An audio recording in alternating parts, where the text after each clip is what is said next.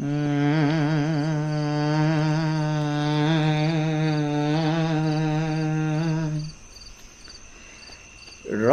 খেয়ে মশাটা টুপটুপে হয়ে আছে। ধামা পেটটা নিয়ে মশারির দেওয়ালে বসে আছে। ওই যে এই বেলা টিপে দিলে হঠাৎ করে খানিক রক্ত ছিটকে গলে যাবে শালা। আমি জীবনে মশা মেরেছি অনেক, আর মানুষ মেরেছি একটা। মানুষটার কথা এখন আর বিশেষ মনে পড়ে না। অল্প বয়স ছিল তখন, সময়ের তফাতে ভুল পড়ে গেছে। তবে মশাদের কথা যদি কেউ শুনতে চায়, তবে ঢের কথা শোনাতে পারি আমি। একটা জীবন তো কেবল মশা মেরেই গেল। আমার বউ চারু পর্যন্ত মরবার আগে আমার আর কোনো গুণের কথা বলুক না বলুক, এই কথাটি জোর গলায় বলে গেছে। মালা দেওয়া ফটো ফ্রেমের ভেতর থেকে চারু বলে ওঠে, পারো বাপু তুমি মশা মারতে। তা পারি আমি, যত মশা ততই মারবার আনন্দ। লোমের মতন সরু হাত পাওয়ালা মশাটা কি পরিমাণ রক্ত টেনেছে দেখো। পেটটা একটা ধানের মতন বড় দেখাচ্ছে। ওই হাতে পায়ে আর ফিনফিনে পাখনায় এত বড় দেহটা নিয়ে ওড়াওড়ি করবে কিভাবে, তা ভেবেই আমার তাজ্জব লাগে। শালারা নিজেদের শরীরের চেয়ে ঢের বেশি ওজনের রক্ত খায়। আখেরের খাওয়া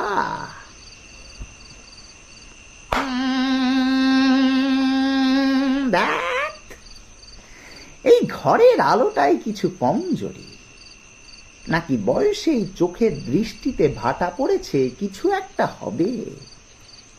চোখের সামনে কি সব বিন্দু বিন্দু ভেসে বেড়ায় আজকাল নোংরার মতন। সেই বিন্দুগুলোকেই প্রথম প্রথম মশা ভেবে ভুল করতাম আমি। আর ভাল লাগে না। আঙুলের জোরে জোরে গিট পড়ার মতন ভাব। বুড়ো চামড়ায় কুচি পড়েছে, বিনা কারণে আঙুলগুলো টেরা বেঁকা হয়ে যাচ্ছে ইদানিং। এইসব কি হওয়ার কথা ছিল গিন্নি? তুমি যে কোথায় চলে গেলে।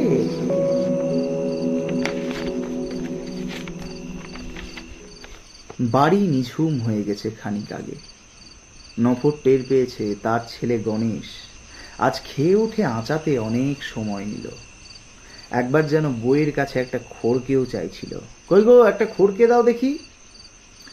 কিন্তু খড়কে দিয়ে দাঁত পরিষ্কার করার মতন খাওয়া দাওয়া তো আজ ছিল না। নফরকে সন্ধ্যের মুখে গণেশের বউ মূলো দিয়ে রান্না, মটরের ডাল, বাসি বাঁধাকপির ঘন্ট আর ট্যাংরা চচ্চড়ি খাইয়ে দিয়েছে। সে খাওয়ায় তো খড়কে লাগে না। নফরের আজকাল সন্দেহ হয় তাকে ফাঁকি দিয়ে গণেশ আর গণেশের বউ গোপনে দু চারটে বাড়তি পদ খায়। নফরের খেয়ে আসার বেশ খানিক বাদে একটা মাংস রান্নার বাস খুব মাত করেছিল পাড়া। নফর ভেবেছিল রায়দের বাড়িতে রান্না হচ্ছে বোধহয়। তা নয় তবে। গণেশের বউ চন্দ্রিমা, ওই যত সব নষ্টের গোড়া। মোটা সোটা আহ্লাদি চেহারার মেয়ে, রকম সকম খানিকটা পোষা বিড়ালের মতন। দাঁত নোক লুকিয়ে রেখে ন্যাকা ন্যাকা ভাব করে বটে, কিন্তু দরকারের সময় কোনো না কোনো অস্ত্র বার করে আনে। তা মোটা গিন্নি খায় ভালো, সারা দিন খাচ্ছে। কচর মচর খানিক চানাচুর চিবলো, টাও টাও করে বাটি ভর তেঁতুল পান্তা মারল, দুধের শটটা আলতো করে তুলে মুখে ফেলে দিল। এক কোষ আচার চাটলো হয়তো। তার উপর হোটেল রেস্টুরেন্টে গিয়ে গণেশের ট্যাগ ফাঁক করা তো আছেই। আজকাল আবার আমাকে ফাঁকি দিয়ে বাড়তি পথ খাওয়াও শুরু হয়েছে। নফর মশাটিকে আর খুঁজে পেল না। ভরা ভর্তি পেট নিয়ে শালা যাবেই বা কোথায়, কিন্তু নফরের তেমন ইচ্ছেও করলো না বেশি খুঁজতে। সেই কোন সন্ধেবেলায় 4টে লেই ভাত খেয়েছিল, এখন খিদের চোটে পেটের মধ্যে হাঁড়ি কলসি ভাঙছে। রায়বাড়ির মুরগিটা রাত বিরেতে বেলা ভুলে ডেকে ওঠে, আজও ডাকছে ওই যে। জানেন, আজকাল আমার ঘুম আসে না। ঘুম এলেই একটা ফালতু লোক এসে বড্ড ঝামেলা বাঁধায়। সেই কবে কোন ছোকরা বয়সে রাগের মাথায় কি করে ফেলেছিলাম তারই জেদ টানতে মেলা ঝামেলা বাঁধায় এসে লোকটা। না না না না না না না, আমার তেমন দোষ ছিল না। তখন দেশের গা কালীগঞ্জে থাকতুম। আকালের বছর, চোর ছ্যাচরের বড় উৎপাত। লক্ষ্মী ঠাকুরুনের মতন এক মা ছিল আমার। রোগা ভোগা খিদে পাওয়া মানুষ দোরগোড়ায় এলে প্রায় সময় পাত পেরে খাওয়াতো। এক দুপুরে তেমনই পেট টান করে খেয়ে এক মাঝবয়সী লোক যাওয়ার সময় একটি কাঁসার বাটি আর 2টো ধুতি মেরে দিয়ে পালালো। ঘটনার হাপ্তাখানেক বাদে কালীগঞ্জের খাল ধরে নৌকো ধরে যখন আমি মাঝগাঙের দিকে যাচ্ছিলাম, তখন গঙ্গার ঘাটে শ্মশান ধারে লোকটাকে বসে থাকতে দেখলুম। পাশে একটা পুটলি। চোরটাকে দেখে বেদিশে হয়ে নৌকো ভিড়িয়ে লগির একখানা সজোরে ঘা বসিয়েছিলাম।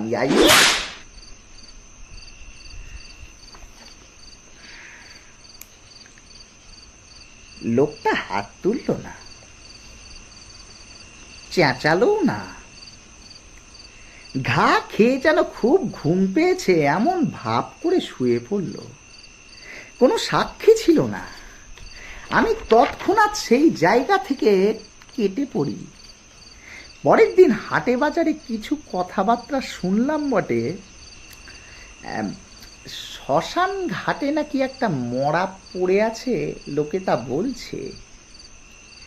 তা তখন আর একটা মরা নিয়ে কে আর এত মাথা ঘামায়? তখন কত মানুষ মরছে, আকালের বছর। ভেবে দেখলে খুনের জন্য তো আমি তাকে মারতে যাইনি, চোরের সাজা দিতে গিয়েছিলাম। আর কত মাথা ফাটাফাটি করেও তো লোক বেঁচে থাকে নাকি? কিন্তু সেই কমজোরি লোকটা যে ফুলের ঘায়ে মূর্ছা যাওয়ার মতন অবস্থা, তা কি আমি জানতুম? নফরের মন মেজাজ কয়েকদিন বিগড়ে রইল ঠিকই, কিন্তু নিজেকে সে তেমন দোষ দিতে পারল না। দোষ দিব কি ভাই? আমার তো দোষ ছিলই না। আর সে বহুকাল আগেকার কথা, 40-45 বছর আগেকার বৃত্তান্ত। লোকটাকে ভালো করে মনেও নেই আমার। মাথাটা ন্যাড়া ছিল সেটা বেশ মনে পড়ে। গলায় একটা রুদ্রাক্ষের মালা ছিল, মনে হয়। খালি গা ছিল, পরনে একটা নোংরা কাপড়। একেবারে ফালতু লোক। দুনিয়াতে ওরকম 2-4টে লোক না থাকলে কেউ টেরও পায় না, আর পায়ও নি। লোকটার জন্য কোনো থানা পুলিশও হয়নি, কান্নাকাটিও হয়নি। কিন্তু মুশকিল হলো, লোকটা এখন মাঝে মাঝে আসে জাগে একটু ঘুমিয়ে পড়ি।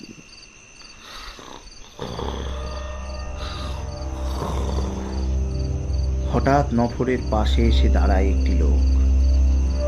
নফর, নফর, নফর। কে?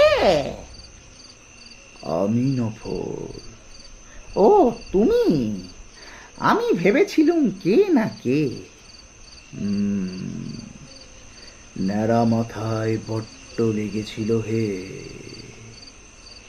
ন্যাড়া হতে কে বলেছিল বাপু? একটা পাগড়ি পরে থাকলেই তো পারতে। তখন জামা জোটে না আবার পাগড়ি। তা তুমি লগি চালাবে জানলে হয়তো পড়তুম। ন্যাড়া মাথায় বড্ড লেগেছিল হে। ন্যাড়া হয়েছিলে কেন মরতে? সে এক কেচ্ছা। মজিলপুরের এক মুদির দোকান থেকে এক থাবা বাতাসা চুরি করেছিলুম বলে তারা মাথা কামিয়ে দিলে।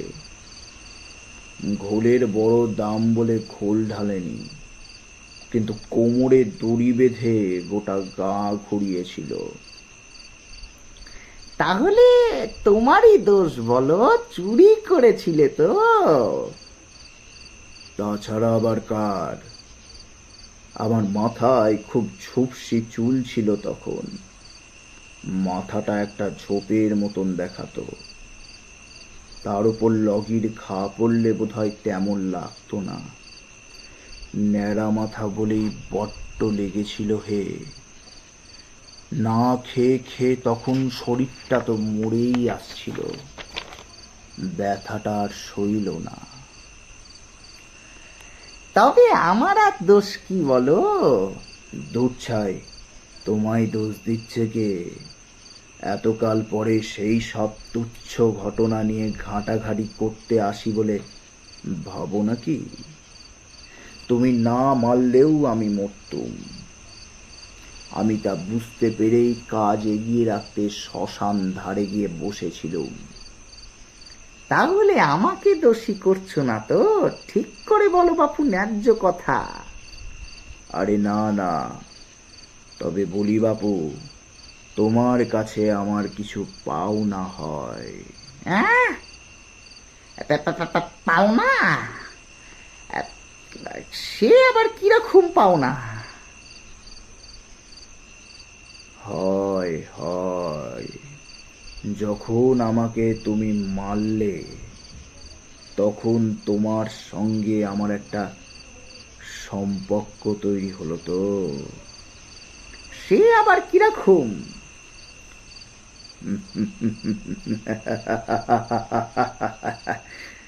সেই সম্পর্ক এক জন্মে আর কাটান ছেড়ান নেই।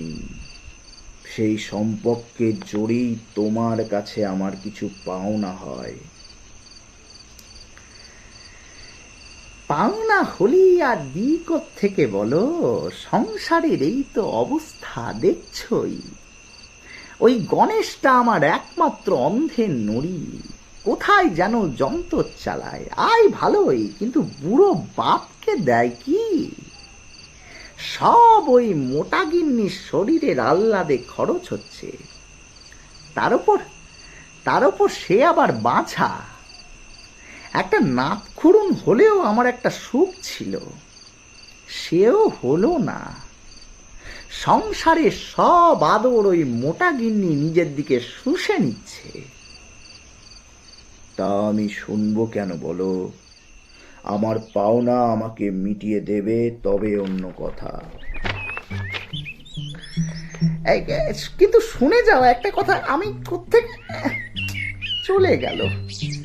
ও হরি, এ তো বিহান হয়ে গেল, কাক ডাকতে লেগেছে।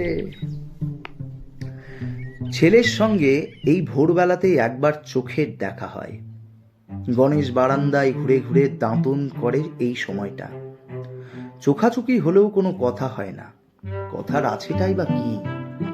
গণেশ তার সব কথা বরাবর মাকে বলে এসেছে, এখন বউকে বলে বোধহয়।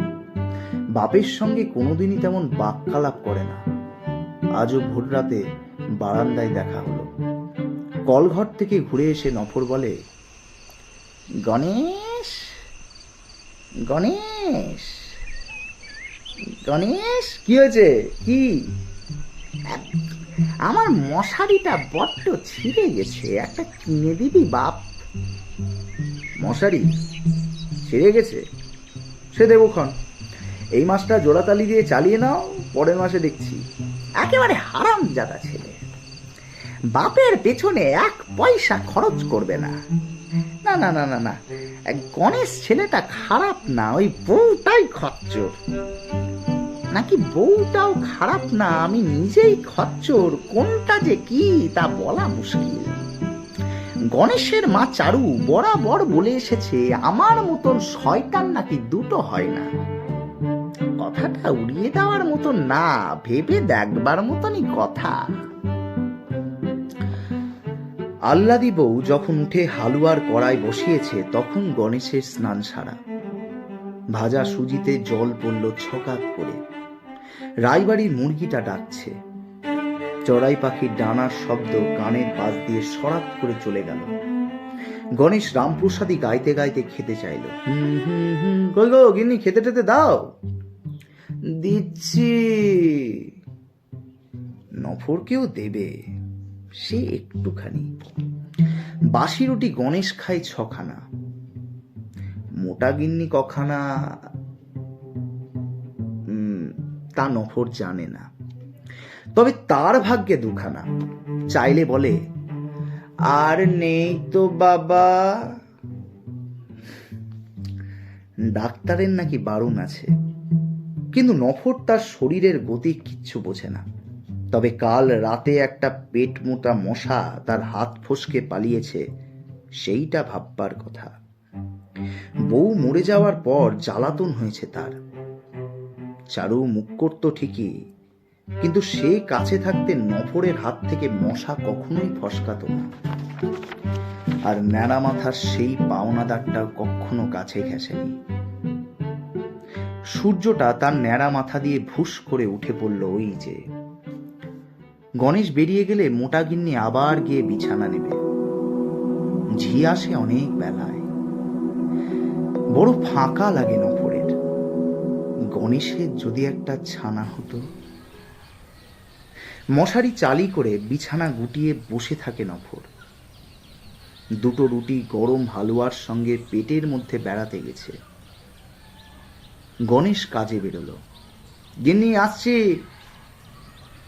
মোটা গিন্নি একটা মস্ত হাই ফেলে বিছানা নিল পাশের ঘরে। ঠিক আছে, যাও। চারু খুব জপ করতো এই সময়টা। জপের মালা রেলগাড়ির চাকার মতন বনবন করে ঘুরত। সংসারের কাজকর্ম শুরু হওয়ার আগে বরাদ্দ জপ এগিয়ে রাখত যতটা রাখা সম্ভব। নফরের তো সেই সবও নেই। খামোখা বসে ওং বং জপের চেয়ে অন্য কথা ভাবলে হয়তো কাজ হয়। মোটা গিন্নি ঘুমোলে নফর চুপচাপ উঠে রান্নাঘরে আসে। ঝি এখনো আসেনি। গত রাতের এঁটো কাটা পড়ে আছে। উঁকি ঝুঁকি দিয়ে নফর দেখে মাংসের হাড়টার পড়ে আছে ডাঁই হয়ে। কম গেলেনি দুজনে। হাড়গোড়ের পরিমাণ দেখলে রীতিমতো তাজ্জব মানতে হয়। একটা লুচির টুকরোও দেখা যাচ্ছে। তবে কাল রাতে লুচিও ভেজেছিল ওরা। শ্বাস ফেলে নফর ঘরে আসে। ঘর পেরিয়ে একদম সদরের বাইরে গিয়ে দাঁড়ায়। উদম পৃথিবী চারিদিকে ছড়ানো। একবার ইচ্ছে হয় যাই চলে যেদিকে 2 চোখ চায়। লুচি মাংসের ব্যাপারটা আজ বড্ড দাগা দিয়েছে তাকে।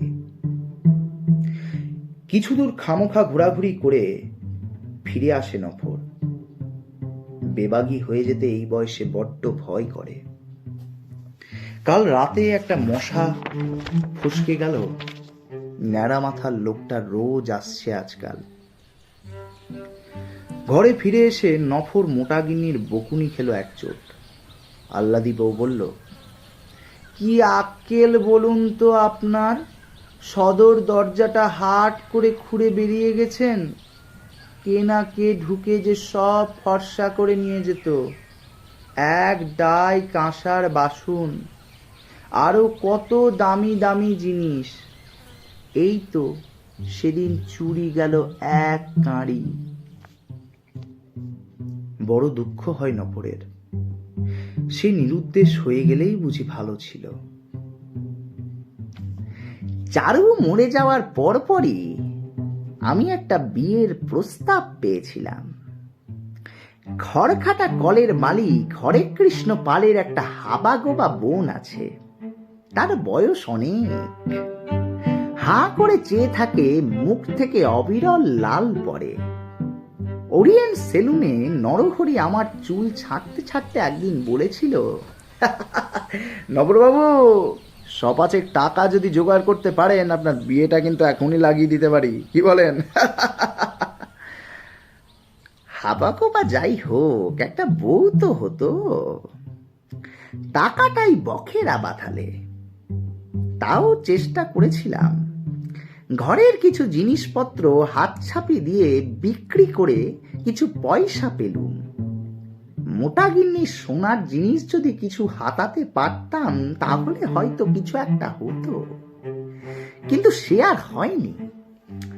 ঘরের জিনিস কিছু খোয়া যেতেই চন্দ্রিমা এমন হই হুল্লোড় জুড়ল যে আমার আর সাহস হলো না। তার উপর কানা ঘুষো ব্যাপারটা, এই বিয়ের ব্যাপারটা গণেশের কানেও গিয়ে পৌঁছেছিল। হাই লজ্জা! আজকাল পাড়ার ছেলেরা আমাকে রাস্তায় দেখলেই উলু দেয়।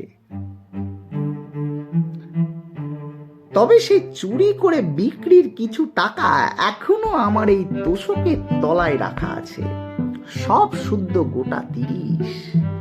মাঝে মাঝে লুকিয়ে টাকাগুলোকে ছুঁয়ে আরাম পাই আমি।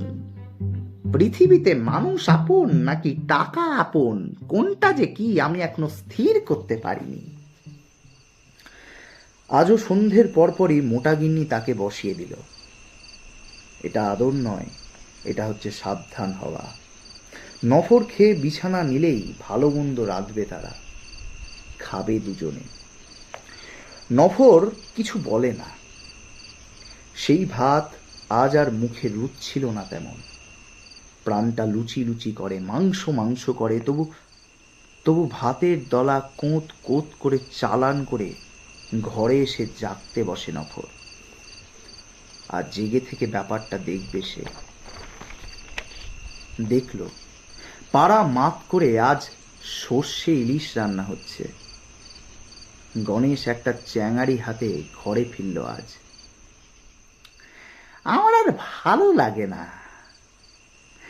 আজ আবার ইলিশ গিলবে দুজনে। খাওয়া দাওয়া সেরে ওরা শুতে চলে গেল। নফর শুয়ে জেগে রইল একা। মশা কামড়াচ্ছে কামড়াক। ন্যাড়া মাথার লোকটাও মশারির মধ্যে সেধিয়ে এসে বলে, এলাম বুঝলে, দেনা পাওনার ব্যাপারটা একটু মিটিয়ে নি। তোমার রোজ একই কথা, আমার আর ভালো লাগে না। বড় অনাদর করেছিলে যে, মেরে ফেললে। সে অত ধরলে হয় না বাপু।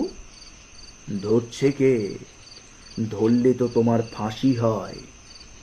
তবে বলছি কি, যে জায়গায় মেরেছিলে সেই জায়গায় একটু হাত বুলিয়ে দাও। এখনো জায়গাটা বড্ড ব্যথা করে। সত্যি? মায়েরি, সে শরীরের ব্যথা নয় হে, অনাদরের ব্যথা। দেবে নাকি একটু হাত বুলিয়ে? নফরের চোখে জল আসে। উঠে বসে বলে, দেখি।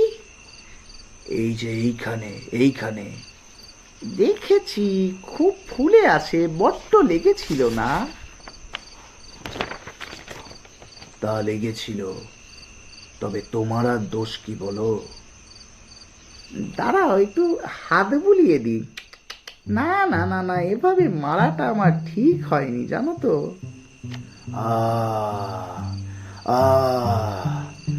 ব্যথাটা সেরে যাচ্ছে হে নফর। শোনো না, একটা কথা কানে কানে বলবো, শোনো। কি হয়েছে? আমার এই তোষকের তলায় 30টা টাকা রাখা আছে। চলো কাল দুজনে মিলে খুব লুচি মাংস খাবো। খাবে? খুব খাবো। তবে একটু শুয়ে পড়ি বুঝলে, তুমিও শোও না পাশ দিয়ে। তাহলে একটু শুয়ে পড়ি। এই শুনে নফরচন্দ্র অনেকদিন বাদে পাশ ফিরে আজ নিশ্চিন্তে ঘুমালো।